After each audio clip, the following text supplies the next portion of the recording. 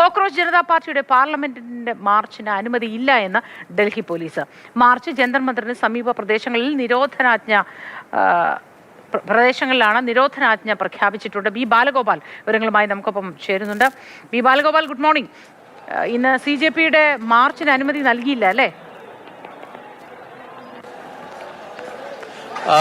Good morning Mothi. ഡൽഹിയിൽ രാവിലെ നല്ല മഴയുണ്ട്. ആ മഴയ്ക്കിടയിലാണ് ഇപ്പോൾ ഈ CJPയുടെ മാർച്ചിനുള്ള ഒരുക്കങ്ങൾ നടക്കുന്നത്. ഞാനിപ്പോൾ നിൽക്കുന്നത് ജന്തർ മന്ദറിലാണ്. ജന്തർ മന്ദറിലെ ദൃശ്യങ്ങളിലേക്ക് നമുക്ക് പോകാം. ഈ ദൃശ്യങ്ങളിൽ നമ്മൾ കാണുന്നത് തന്നെ CJPയുടെ മാർച്ച്, അതായത് പാർലമെന്റ് മാർച്ചിനുള്ള ഒരുക്കങ്ങളാണ് ഇവിടെ നടന്നുകൊണ്ടിരിക്കുന്നത്. ഇന്ന് രാവിലെ 9 മണിയോടുകൂടി ഈ മാർച്ചിന് വേണ്ടിയുള്ള മാർച്ചിന് ഭാഗമാകുന്നവർ ഇവിടെ എത്തിച്ചേരണമെന്നാണ് CJP ആവശ്യപ്പെട്ടിരിക്കുന്നത്. മാർച്ച് തടയുന്നതിനായി വലിയ സുരക്ഷാ ക്രമീകരണങ്ങളാണ് ഈ പ്രദേശത്ത് ഏർപ്പെടുത്തിയിട്ടുള്ളത്. 5000-ഓളം ഡൽഹി പോലീസിലെ ഭടന്മാർ, അതുപോലെ തന്നെ കേന്ദ്രസേനാ വിഭാഗങ്ങൾ തുടങ്ങി നിരവധി സുരക്ഷാ ഉദ്യോഗസ്ഥരുടെ വിന്യാസമുണ്ട്. ജന്തർ മന്ദർ പ്രദേശത്ത് നിലവിൽ നിരോധനാജ്ഞ പ്രഖ്യാപിച്ചിരിക്കുകയാണ്. ഈ മാർച്ചിന് ഈ അനുമതി ഇല്ല എന്നാണ് ഡൽഹി പോലീസ് ഇപ്പോൾ വ്യക്തമാക്കിയിരിക്കുന്നത്. പക്ഷേ അനുമതി ഇല്ലെങ്കിലും മാർച്ച്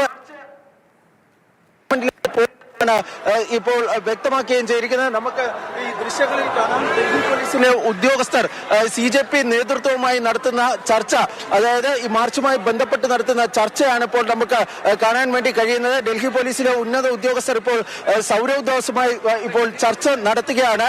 ഈ മാർച്ചിന്റെ ഭാഗമായി അല്ലെങ്കിൽ മാർച്ചിന് അനുമതി നിലവിൽ നൽകിയിട്ടില്ല എന്നാണ് പോലീസ് വ്യക്തമാക്കിയിരിക്കുന്നത്. അതുകൊണ്ട് മാർച്ചിൽ നിന്ന് പിന്മാറണമെന്നൊരു ആവശ്യവും അവർ മുന്നോട്ട് വെക്കുന്നുണ്ട്. എന്നാൽ CJP ആകട്ടെ ഈ മാർച്ചുമായി മുന്നോട്ട് പോകുമെന്നാണ് വ്യക്തമാക്കിയിരിക്കുന്നത്. 3 മുദ്രാവാക്യങ്ങളാണ് ഈ മാർച്ചിന്റെ ഭാഗമായി ഇപ്പോൾ ഉന്നയിക്കുവാൻ വേണ്ടി CJP തീരുമാനിച്ചിരിക്കുന്നത്.